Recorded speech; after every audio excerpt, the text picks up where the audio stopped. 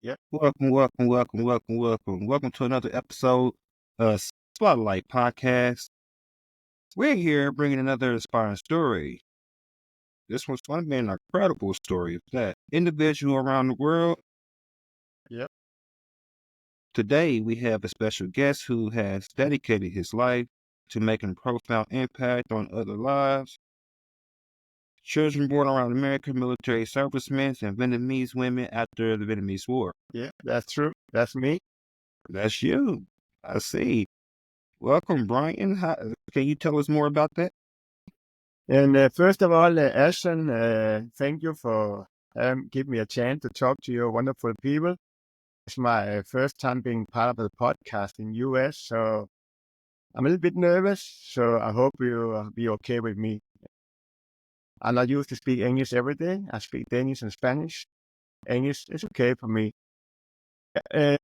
My story started in 1992. I came to Vietnam as a backpacker, young guy, little money, big heart. And I was walking down the street in Ho Chi Minh City, Saigon, and I met all those young people, same age than me, late teenagers, up in the 20s. They didn't look like Vietnamese. Some had Afro-American hair. Some had blue eyes, just like me. Some looked like a Latin American. Some looked like a Native American. And they didn't look like backpackers because they were actually begging for money. And I say, where are you from? Because I had some translators said, me, means American. I say, American? So what are you doing here in the street begging? You're supposed to be like me, with a backpack and going around, have some food.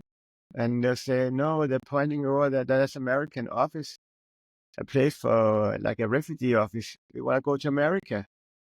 So why? Because our father is American soldiers, our mother Vietnamese, and everyone hate us because of the war in Vietnam. They call all kinds of racist words. You know how it is in the US, all bad things. And it's not the fault of the kids, what happened, what the father did, but the politics. Don't blame the kids. Say, wow. I mean, I had Lonely Planet, but you don't find anything in Lonely Planet about children being left behind and discriminated. They say, how can I help those kids, you know? And somebody told me there was a place called the Amerasian Transit Center, and that place had all those Amerasian kids. And I went out there and I started to work there voluntarily with those kids. And I found out there was such amazing children. I mean, they have been mistreated. And I saw how the Vietnamese spit at them, call them bad names, and I mean, trash those kids. Those kids had no parents, no mom, no dad, no work, living in the streets, begging for help. And I realized I had to do something to help them. And I ended up working in a refugee camp in Vietnam. I went to the Philippines because I had some Amerasian friends and I tried to trace them. I went to a big camp in the Philippines with thousands of Vietnamese, Amerasian, Laotian, Cambodian, ethnic Chinese boat people. A place when they're running around chopping each other's heads up in front of me. I mean, I had nightmares for years after I came back. In 95, I went back to Vietnam again, went into a small village. One Amerasian woman, she said, please help me look for my daddy. So how can I do that? A little man from Denmark. So I went back to Denmark, and we had no computer, just a typewriter. So I went into the US Embassy in Copenhagen and said, how can I find the name of the father? I had the name, but not, I mean, he came from Oklahoma City, and they gave me the name of the US Military Record Center. And I asked, write them. 6 months later, I got his father's old address, military record, wrote the guy. 6 months after, I got a handwritten letter. And the guy couldn't hardly read his own name. He said, wow, I had a daughter. I'm so happy. And after everybody write me, was very happy. Sir, help me. I said, wow, I did it. Nobody else did it. And I had Vietnam veterans, Amerasian. And then we started to create a very bad homepage in the 90s. And I had a good Vietnamese friend who still worked with me. And we realized, me, little guy from little town in Denmark, you can't even pronounce, I made it. I created. I can do something. Everybody can do it. You too can do it. Everybody had the mind. And everybody came to me. And then we started at the homepage. And then we ended up coming into the New York Times. And then we had BBC. say, you want to do a film with us undercover? Why not? Went up to the BBC, Washington Post. We started to keep growing. We had all the Amerasian in the Philippines too, about 250,000 mixed American kids. Please help us to keep writing. And then they had all the brown children from Germany, Afro-American father, German mother. They were kicked out in the street, and the Germans tried to deport them to Africa. Of course, Africa don't want it because they're not, even the Afro-American fathers, they're not from Africa, they're from US. Someone got adopted to Denmark illegally. So I tried to help them too. We keep growing, and then I realized it become, so big. We couldn't even have no idea how to handle it. And then we came out the first DNA test in 2012, 13, and we started to raise the donation in the US, smuggle them into Vietnam. It's illegally. You can't take them to Vietnam. It's not a free country like US and Denmark. Started finding the fathers who had helping Amerasian, had no information, using DNA kits, finding the fathers. Then we had more DNA kits. And then I got together with the two women from the US, Angela and Marnie. Amazing women, know how to organize and said, let's have a real organization. Let's make a non-profit with all the laws and the rules. Because before it was just like, wow, that's crazy. We just do what we want because we were the only one doing it. We don't care because we had just two guys, and we collect all information, get the record, the military record, we contact people, keep calling, get accused, blah, blah, blah, but never give up. We're sending more and more people to the US from Vietnam to get them accepted. I had one I call my sister, her father, Afro-American, he came from Alabama. I got her and her two daughters to Houston in Texas. They're all doing fine. I had more people come here, Houston, Texas, Minnesota. Oh my God. And then now we had Father Found as a real organization. We sent our almost 600 DNA kits to the Amerasian Philippines. I went there last September. You had no ideas. The street full of American kids, black, white, brown. It's like Noah's Ark for human beings. They're all poor, begging. It was like repeat for me again. Please help me, sir. Please help me. And the moms have worked as a prostitute and the brothels. I'm sorry I talk too much, but it's emotional, man. You have no idea. I'm sorry, but it's just crazy when I talk about it, you know. Okay. So tell me where you're from. I'm from Copenhagen, Denmark, a small country, north up in Scandinavia. Is that where you grew up at? I grew up in a small place called Slagelse. It's about 1 hour away. It's so small you can't even pronounce the name. But I spent most of the growing up time living abroad. I spent 10 years in Sweden. I live in London. I live in South America. Of course, went more than 20 times to Vietnam. And I went 2 times to the Philippines, and I've been to different places. The Cambodia during the civil wars. Yeah, been around, and now I just settled here in Copenhagen. Can you tell me one fun fact about yourself? One fun fact? I don't know. I think I'm crazy, You have to be crazy of doing it, and you have to have, look at me. I'm 53 years old. I'm working in the techno festivals. I work as a bartender in the weekends, not for the money because I had a decent job. I'm not rich. I'm not born with a silver spoon. I'm just probably like everybody else, but I made it because I work hard and I plan my things in my head. I try to enjoy my life. I have normal family just like you have. I have my daughter, but I enjoy it. I had holidays, and I work in a holiday for the big techno festivals in Denmark. Not for money, just for fun, dancing around. I work as a bartender in the weekend, not for drinking. I like just to see happiness.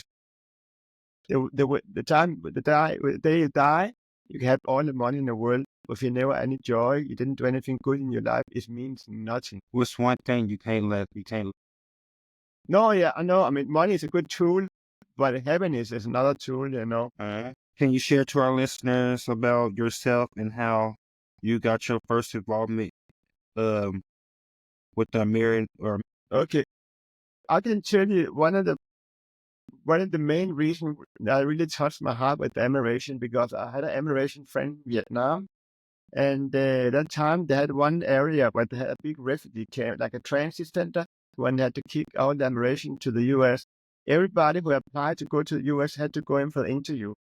That's me. When you go interview, you have to show the evidence. You had an American father, papers, old photos, stuff like that.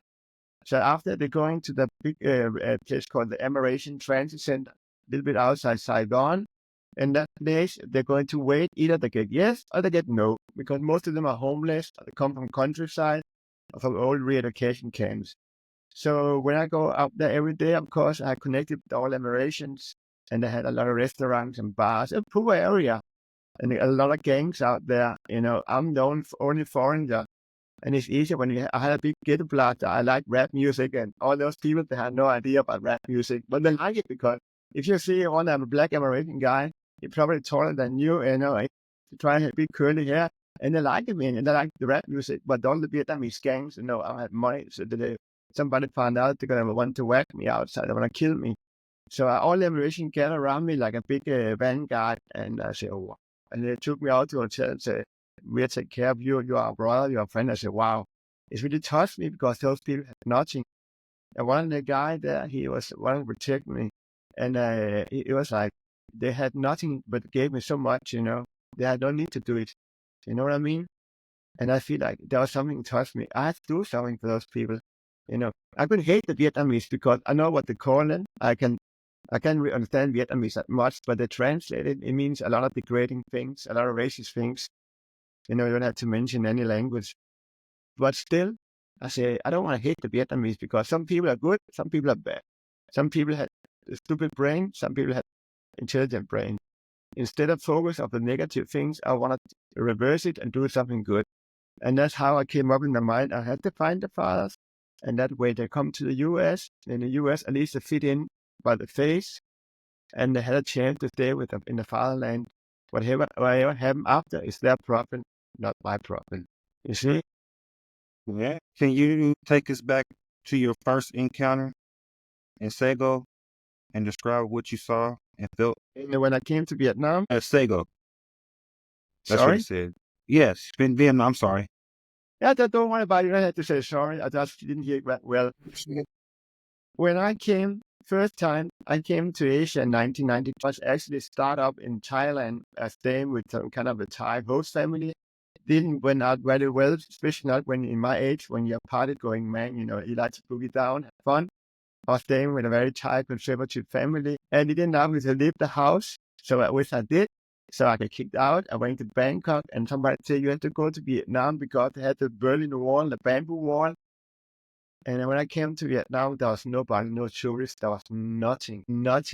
But about $2 a day, you can live like king. And you saw all those old American helicopters and airplanes in the airport just left after the war. It was just like Americans just left it. There was nothing. No phone box, nothing. It was like, you can imagine that. You could just imagine the American took up from the roof of the U.S. embassy. I went to see the embassy. I almost got up on the roof. I tried to bribe myself, and it's just like you left the things, and nobody really touched it after. That was my feeling. Nothing. Amazing. Starting an organization from scratch. No small feat. What were some of the biggest challenges you faced in early days in Father Family? My biggest challenge, what I see after so many years, is I'm living in Denmark. And many Americans don't know where Denmark is. A Danish for American is something you eat. And I try to tell people, when I call somebody in America, say, hey, I'm Brian, blah, blah, blah. First of all, they can't even pronounce my last name. And when I say I come from Denmark, they say, where is Denmark? The thing is, I'm a scammer. Fair enough. I respect that because people are scamming people. I don't scam people, and I don't like people scamming me. Respect for that. So that's one of the things. Another thing is a word in my culture. Especially for me, a word is a word. You don't have to write it down. If you keep your promise, you fight the death for those people. People come and beg you for help. You fight for them. You don't wait. You don't keep them away, but you have to be honest all the time. You have to stick to that word. And it takes years after years, people have that confidence, and you lose your confidence in you. Anything, any rumors, anybody come and say you steal money, you use people, you take anything, your reputation is gone, finished. Reputation is 100%. And it takes many years to gain that trust. I had trust from Vietnam veterans I had trust in people who donate in the US. I had trust with people who helped me to make the organization legal in the US. I had trust for the Amerasian. I had trust for news media. I made film with BBC. I made another movie with one Afro-American film director from Houston about all the Afro-Americans who went AWOL during the war in Vietnam. I made the content of the movie. I'm inside the movie. In this year is coming out a new documentary movie called Dust Child about how we helped one guy to find his father in U.S. And the father came to he came to U.S. last few years ago. It took us 8 years to make the movie undercover in Vietnam. I was part of it. And when we come out to the film festival, hard work. I had a list of film directors and people I've been in touch with during the years. I've been in all the big newspapers in the world, in them too, of course. But you don't do it in one day. You just keep pushing, keep pushing, keep pushing. They beat you down. You can't do it. Keep pushing, keep pushing. Never ask for anything from people if you can't do it by yourself. Building up little by little by little by little, make it bigger, make it big. Think, how can you make it better? You have no money. I don't ask him for money. You cannot make money of people crying. You cannot make money of people suffering. You can. I was in Philippines. Nobody had money. I paid for everything. That's fair enough. I knew it when I came there. That's the deal. Poor people had nothing. But you had to find a way to keep on doing it, no matter how difficult it is, no how many times you lose, no matter you have 600 DNA tests, you hadn't even tried to find the father yet. Just keep pushing, keep promising people do your best. Be honest. And that's how you win. Can you tell us about a moment when you realized the significant impact your effort was making? I had moments you can't even imagine. I will tell you one thing. 2018, I was 2018. No, that was after COVID-19. 22. I went to US with my family. We did New York, of course. I've been to US many times because I've been working for meeting you all there, but never been with me to the US. So all beautiful. They went to Houston, and I say, you're gonna meet somebody in Houston you never met before. So I had my Amerasian sister, 3, and it took me 9 years to locate a real American father. He was from Alabama, Afro-American, beautiful, amazing guy. Her real Vietnamese mom gave a fake name to be found. Nobody. And it took us a long time for her to come to the US. And the father didn't want to do a DNA test. He didn't believe in DNA. So we did the DNA. He believed it. 6 months more, he did the blood DNA. I mean, father and child DNA. And he helped her to come to the US. And the funny story is when we waited for her at the airport, there were 2 trans and 2 out. I mean, he was waiting here. She was going out there. And the thing is that she came to the US with her daughters. I met them in Vietnam. They were so poor. And she was like my soul sister because we really love each other. And I still love her. I'm still in contact, even if Vietnam English is not that good. And I can had one time we went out to a restaurant in Vietnam. She wanted to invite me some simple chicken rice. Said, don't do it if you don't have the money. I thought how she was living so poor. She wanted to do it, and after she had to pay, she asked my Vietnamese friend for money to pay for. She don't have the money, but she don't want to lose her face because in Vietnamese culture, losing your face means you are nothing. You're zero. And I said, if you need help, I'm your brother. I help you. Don't worry about it. I gave my Vietnamese friend money. It's $10. For you and me, I mean, it's a Big Mac, and even not a Big Mac. So when she came, she moved to the US in 2018 with her 2 daughters. And then we met him. I told her, I'm coming to Houston because when I see the rocket center and all this stuff. She said, don't worry, I'll pick you up. She picked me up with her daughters. Her daughters, wow, started to be a dentist, started to be something else. In Vietnam, the daughter told me Vietnam, everybody's spitting on her and saying, your mom, your grandfather is a black guy, we don't like it. But the daughters are intelligent, they're beautiful, they're queens, Sorry, I'm just like, they're amazing people. If you met them, you'll cry, you'll smile. I'm telling you again, wow. So we met them and they said, we had to go out and eat something. Yeah, don't worry about it. We got Vietnamese food. They had a little Saigon there. And I was out there with my wife, my daughter. We had a good time. And I want to go pay. And the daughter, my friend's daughter said, no, forget about it. We pay. And my wife said, sorry, crazy as fuck. Don't say anything. I said, don't lose faith. Don't let them lose faith. That's a culture. Fair enough. We go to the big Vietnamese mall, and my daughter and my wife are picking us some things. We pay. And again, my friend's daughter come out and said, we pay. And my wife said, is it something wrong with the people? No, she said, in Vietnam, any man gonna abuse my mom.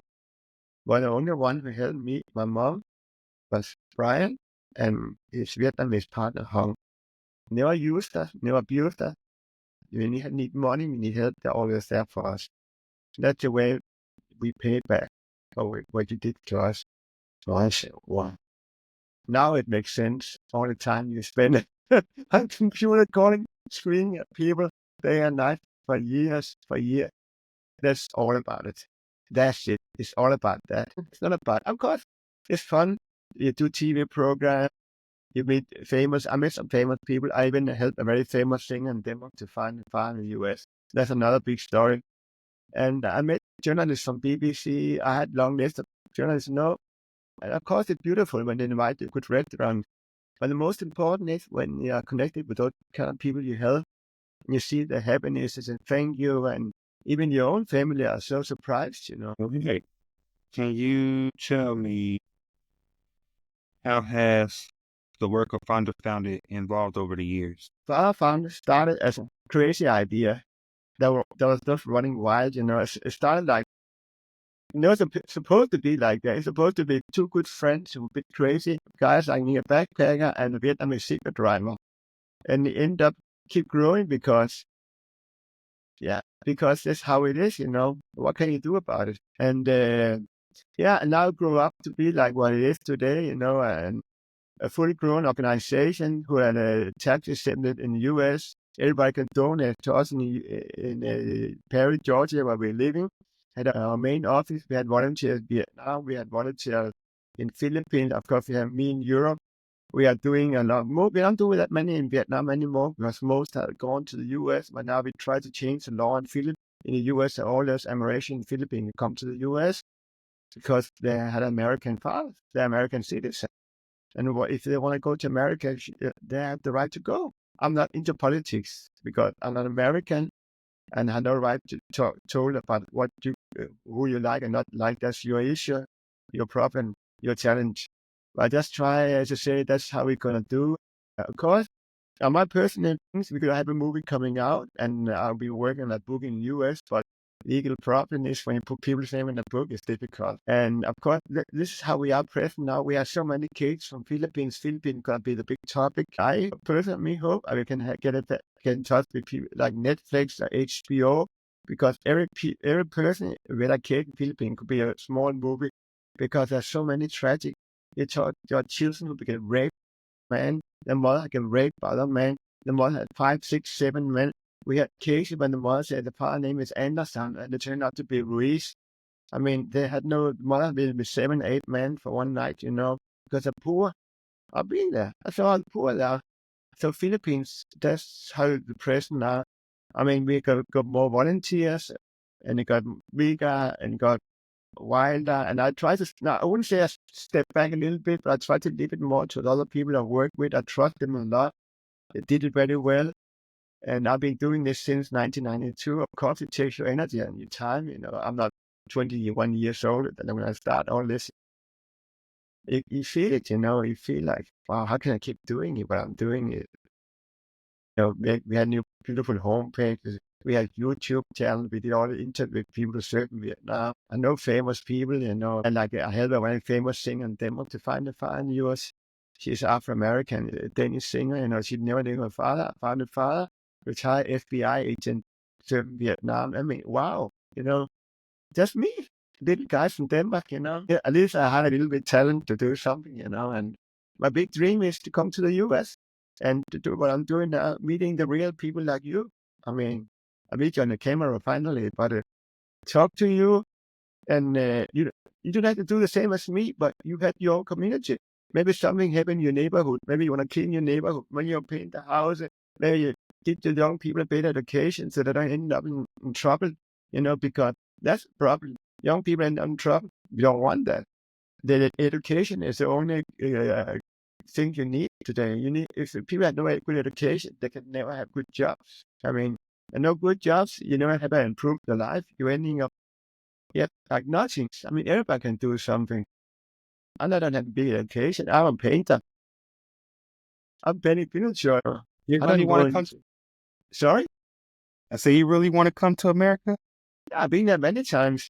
I've been at about 5, 10 times. I've been to the Amerasian meetings in Boston, Oklahoma, Pensacola. They invite me. They invite me over there because I helped all those people. I mean, I know famous people in the U.S. I know one famous Amerasian singer. Her father's Afro-American. I found her father, and I met her in Pensacola. She was singing. She didn't know I was coming, and I said, "Hey," and I told her name. Hey, man, she said, "Hey, is that you? Is that you? Found your father?" Of course, your father's named Woody, Robert Woodbach. And she was like, she started crying, sing anymore. And then we went down there and got a little bit beer. No, turned out to stay in the same hotel as me. She didn't know. And I just find the father. He was 82 years old, still going strong, you know. Amazing life, beautiful life. Yeah. Why not? Could you tell me what does a typical day look like for a CEO, for a founder of fathers? Okay, that's not typical. That's not. It's very, very hard question because what a typical day? Because normally, right now, my main work is checking all the new cases, send them to the U.S., and then we see if the case is real and it's from Philippines. We collect all the cases, and when they have DNA kits, we contact a volunteer in the Philippines. Say you have 10 cases, we had 10 kits, and then we're gonna send all the kits to the Philippines. And the volunteer is going to go out to meet all the applicants, all the people that applied for the kits, and say, remember 24 hours, no alcohol before, no alcohol, no drugs, no strong food because you destroy the DNA test. And then we do all the tests in there and we register it in all our office in the US. And then they go into the retired and military office in Olagopor, so Big Bay in Philippines, and they mail all the tests to the ancestry laboratory lab in Utah in the US, and then we wait for the whatever happening with the outcome. And then we start to do family trees to see who's related to who, and then leave it up to the people in the US to contact them. Because if somebody called from you from somewhere else, you will think it's a scam, So, and right now my remaining is I did try to get doing more podcasting, get our message out, try to get it big, and more people in. I mean, it's not only a small group of people, you need more people. And maybe people to do the test. Maybe you had an uncle, maybe you had a cousin who had a child somewhere. Maybe you had a cousin who was a child of somebody in your family. And you had to take the wall away of being afraid, because those young people don't want to take anything from you. They just want to go home. They just want to go a place where they can at least defend themselves. So, yeah, my main day is just try to get more publicity and be the face of what we're doing right now. I have amazing people who work for me now. All the hard work is gone for me right now. I did my service, I served your country very well. I don't ask any medallion, don't worry about it, but just like I had good people work with me now. I feel good about it. Who are some of your personal heroes and role models? Personal heroes? Personal heroes are those people that are left behind and never give up. Personal heroes are those Vietnam veterans or veterans in general who never give up looking for their kids and still keep supporting what we're doing there. We ask for help if you need money to donate for kids that are doing it. They're suffering. Some of the Vietnam veterans are 80 years old. I was in Vietnam last September to a place called Hjort to help one guy to look for his child. I mean, they're old. They're dying. Those are my heroes because they keep trying to the last moment. They did all the DNA kits and they try to look for the loved one because they said they're going to die one day and they're going to look up to face God. And God asked him, did you do the best to look for your child? You had this photo. And then I say yes, because we did our best and they had peace. And they can say no, and they know what's going to happen. And those children down there in Philippines begging for help, crying, walking around homeless in the street, being left behind, those are the heroes. I'm not a hero. We're not the hero. I have my family. I can just take the phone and call, Mom and Dad, how are you doing? You okay? I know who I am. I had my country. But those people had no country. They don't want them there. Vietnamese, Philippines, they call it Philippines, they call it the American gift. That's degrading, right? Yeah. That's degrading. I mean, you don't have to be very intelligent to study history and civil rights and stuff like that. How to fight for that? I mean, you just get a chance to fight back if somebody or someone hurt you. But those people that are minority, nobody cares about them. There's no politics support them. That's nobody. That's only crazy people like us, sorry to say, who never give up, keep pushing. Those are the heroes. Yeah. My last question for you. Yeah. How can our listeners find out more about Father Founders and follow your work? They can go to our homepage, www.fatherfounded.org, or they can go into find me on Facebook, Brian Hjort. Or we had a YouTube channel too, Father Founded. Or if you like Google more, then go into Google my name, Brian Hjort, and Father Founded, or Amerasians Vietnam, and then they will see on my homepage, and they can contact me, because everybody out there, you can help us. You don't have to be smart, Elon Musk or anybody else. You just have to be simple people, because we are one family, we are one community. And if everybody do something together, this world will be much more beautiful than it is today. Thank you for everyone to tune in to watch this episode. We're glad to have y'all, and then hope y'all tune in and listen to this episode, because it's a good one. One love and peace. We out. Thank you, Ashton, and I'm pleasure to talking to you. All the best to you. You're welcome.